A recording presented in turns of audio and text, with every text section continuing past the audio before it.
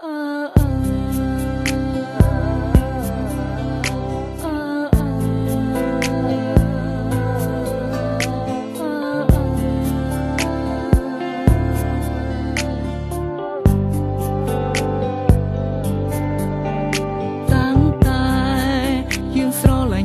ងតែងតែលាក់បាំងអូនលួចមានស្រីនៅខាងក្រៅរាប់ផ្លន់អាយរូបអូននេះសរសាបងថាជាមនុស្សប្រដែលល្អ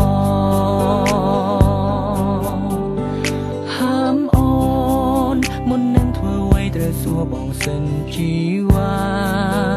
មិនឲ្យរូបអូនផ្ដេសផ្ដាសឡើយណាត្រូវចាំថាអ្វីជីវ៉ាគឺជារូបបង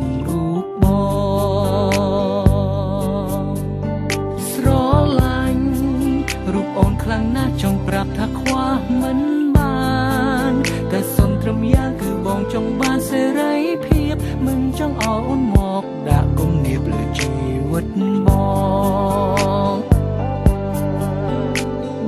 អាចលួចមានស្រីបានតែអូនមិនអាចមានទេបងអាចកុហកមាសមេតែអូនមិនអាចធ្វើទេក្រុមពេលឬស្មងបងគ្របពេលទៅត្រង់បងជីវ៉ាស្រឡាញ់រូបអូនប៉ុណ្ណាក៏បងនៅតែមានស្រីតែពាក្យមួយនេះមិនមែនមានន័យថាបងក្បត់ទេត្រឹមកុំដល់អារម្មណ៍ពេលឆ្លោះនឹងមាសមេកុំប្រកាន់នឹងរូបបងបានទេ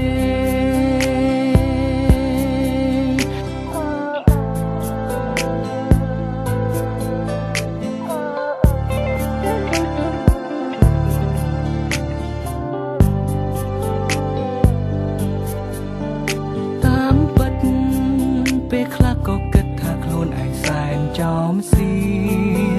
សងសាលអត់តែមិនកែមានឆ្លៀតចង់តែពីស្រីផ្សេងបើសិន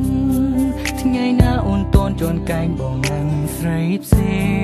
ងទូត្រូវប្រឈមមុខគ្នាបែកឆ្វេងក៏បងមិនលែងដៃអូនឡើយជីវ៉ាស្រឡាញ់រូបអូនខ្លាំងណាស់ចង់ប្រាប់ថាខ្វះមិនបានតែសុំត្រឹមយ៉ាងគឺបងចង់បានសេរីភាពមិនចង់ឲ្យអូនមកដាក់គំនាបលើជីវិតបង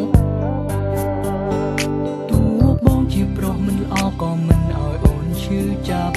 ទោះបងជាប្រុសដែលយ៉ាប់តែនិយាយស្ដាប់គ្នាបានតែអូនខុសពីបងអូនត្រូវតែស្មងត្រង់ព្រោះខ្លួនអូនជាមនុស្សស្រីទោះស្រឡាញ់អូនប៉ុណ្ណាក៏បងនៅតែមានស្រីតែពាក្យមួយនេះមិនមែនមានន័យថាបងក្បត់ទេឲ្យតែលាក់អូនបានអូនគ្មានការរំខាន My first lady សុខសាន្តមានអ្វីត្រូវអរគុណ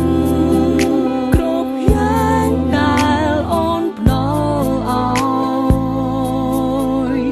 បងពិតមានក្តីសុខមិនដែលស្គាល់ទេទុកជាតិនេះក៏ព្រោះមានអាចលួចមានស្រីបានតែអូនមិនអាចមានទេបងអាចកុហកមាសមេតែអូនមិនអាចធ្វើទេ